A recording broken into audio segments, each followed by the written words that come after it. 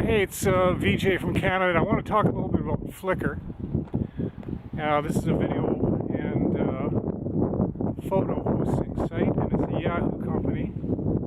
And I first became aware of Yahoo when I first got on the net around 1998. I got myself a GeoCities account. It was like a site where you could create your own website, and was on it for a couple of years. And then Yahoo decided to do a big data dump with all these GeoCities accounts and just wipe them out. I had avoided anything to do with Yahoo since then, and they really haven't changed their ways. We've got a bait and switch going on with the video and hosting site flickr.com.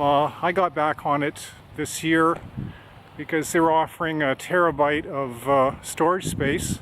And I thought, hey, that's great. The video platform had its limitations with only 3-minute videos, but that seemed to be pretty good. So I uploaded a lot of material, probably a couple thousand photos and videos and stuff like that. Anyways, I go to my Flickr account today and I see that Flickr is changing, and that I'm going to have to go to a paid account now if I want to continue using Flickr. And all I can say is, Yahoo, your bait and switch policies suck, and I would encourage everybody not to use the Yahoo News services, which sucked anyways. I would encourage everybody not to use the Yahoo Mail services, which sucked. And F you Yahoo.com and F you Flickr.com.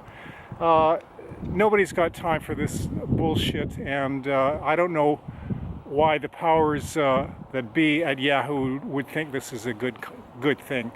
You know, you can't dangle a carrot, and I guess you can.